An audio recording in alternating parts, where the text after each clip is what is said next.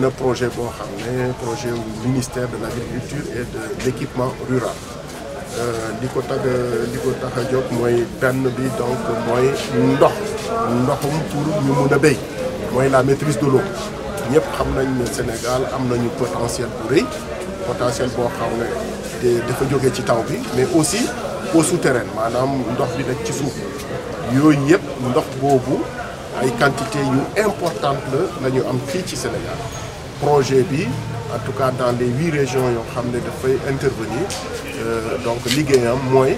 xool ak collectivités territoriales yi ak acteurs yi ak services techniques yi nga xam ne ñoom ñooy liggéey ci domaine boobu naka la ñuy fexe pour valoriser ndox boobu donc benn aspect la deuxième aspect bi mooy chaîne de valeur boo jëlee par exemple filière par filière nga jël filière pomme de terre exemple filière bu nekk dafa mel ni benn chaîne la boo xam ne dafay rouler chaîne boobu nag bu fekkee ne am na benn maillon boo xam ne dafa grippé dafa doxul donc maillon boobu war nga ko dégripper comme on le dit schématiquement lay wax donc chaîne de valeur approche chaîne de valeur mooy loolu xool naka la ñuy fexe donc filière bu nekk ci ban maillon la ñu war a agir en rapport avec donc bénéficiaires yi maanaam en rapport aussi avec les acteurs beneen aspect bi mooy entrepreneuriat rural entrepreneuriat bi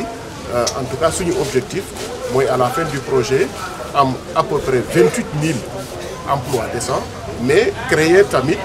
lu mat 5 000 petites et moyennes entreprises donc petites et moyennes entreprises dans le domaine agricole donc ci yooyu la ñuy yëngatu filières yi nag ceeb la ci yeneen zone surtout zone sud yi ñoom ceeb la ñu gën a kii mais aussi surtout filière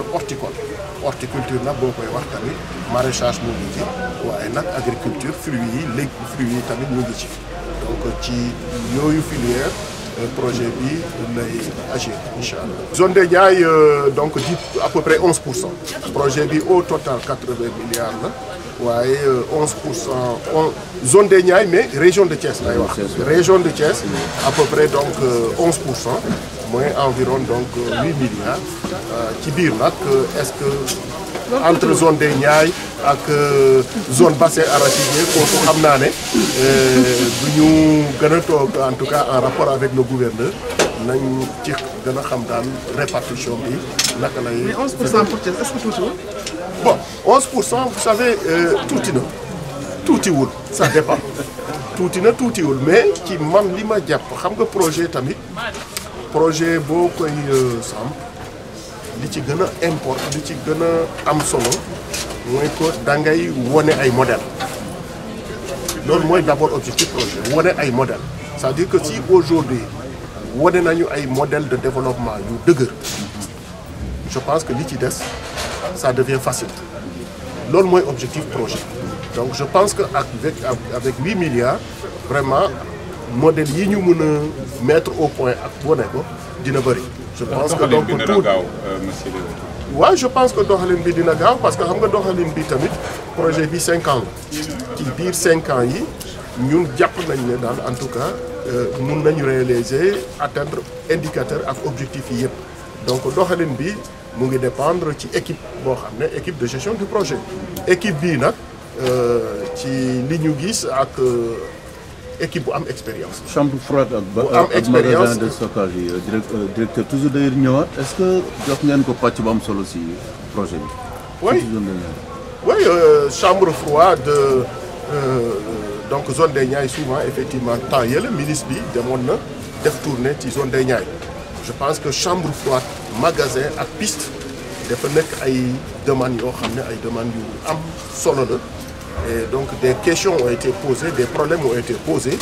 je pense que projet bi dina liggéey ci domaine boobu waaye nag encore une fois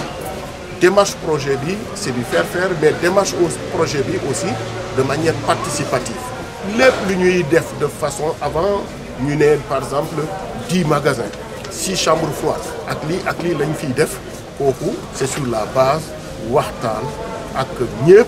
vraiment de façon participative pour voir comment le faire. Je pense que loolu lu am solo la et nous allons y travailler.